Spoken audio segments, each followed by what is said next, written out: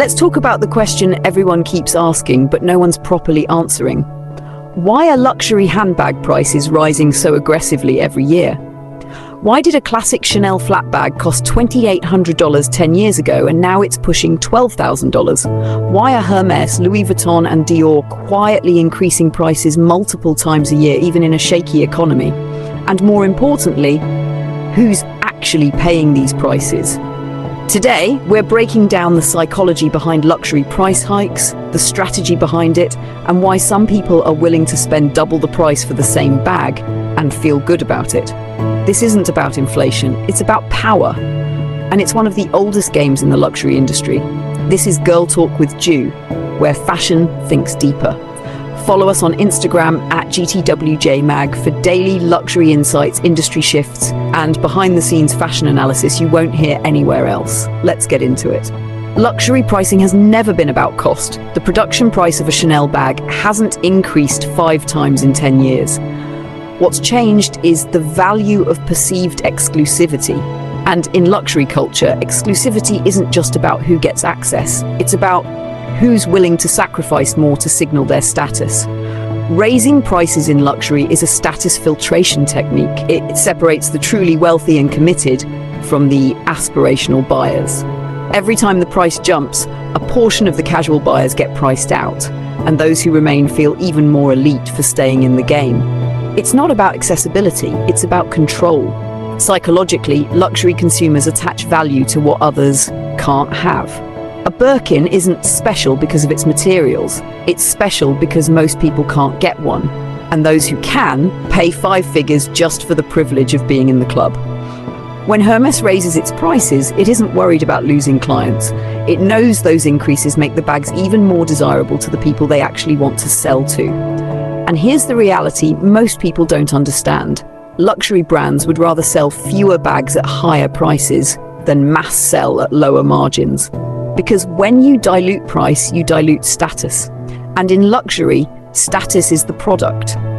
Look at what happened to Gucci in the mid-2010s. The logo explosion was great for profits, but it flooded the market. Everyone had a Gigi Marmont, everyone had an Ophidia tote, and when luxury feels too accessible, it loses its cultural power.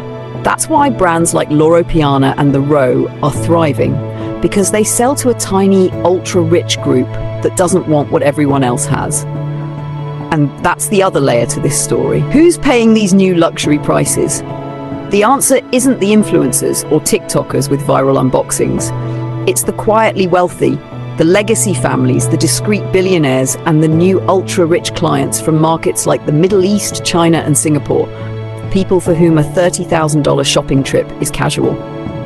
For them, these rising prices aren't painful. In fact, they often see them as a benefit. If a Chanel flap is $12,000 today, it'll probably be $15,000 next year. So buying now feels like a smart investment and a status flex at the same time. This is why luxury price increases aren't slowing down, they're accelerating. Because in an economy of attention, scarcity is the one thing you can't fake. And when everyone else is downsizing or chasing sales, the brands that raise prices look more powerful, more untouchable, and more worth obsessing over. Even the designs reflect this. Notice how the latest Hermès runway bags and Dior haute couture collections feel even more minimal and refined. The message is clear: true wealth doesn't need to scream, it can afford to be quiet. Because in this game, the more expensive and exclusive something is, the less it needs to try. And that's what's happening behind every price hike headline. It's not a random adjustment. It's a calculated move to remind you who holds the power and to test who's willing to pay to stay in the room. For more luxury industry psychology, market deep dives, and unfiltered fashion analysis, follow us on Instagram at GTWJMag. And while the prices climb, something fascinating is happening underneath the surface of fashion culture. A new divide is forming between those chasing logos and those chasing legacy. The people still obsessed with big branding and obvious designer bags are being quietly marked as outsiders to the real luxury elite. When you see a $12,000 Chanel bag on Instagram, it's not actually speaking to the people who can afford 10 of them. It's speaking to the people aspiring to get one. Meanwhile, the real rich are investing in Loro Piana coats, the Rose flawless tailoring, and Hermès pieces so discreet most people wouldn't recognize them. That's the real luxury game today. And price increases aren't just about profit, they're about preserving that hierarchy, making sure that while fashion gets faster, louder, and more saturated, the true codes of power stay protected. Even runway collections reflect this psychology. Take the recent Fall 2025 collections. Hermès sent models down the runway in tonal browns, impossibly soft cashmeres, and minimal leather accessories with no visible logos. The entire show was a masterclass in coded wealth. The message wasn't, "Look at me." It was, "If you know, you know." Because for those circles, silence is power. Meanwhile, Gucci's latest efforts to regain their footing after their explosive logo era haven't fully landed.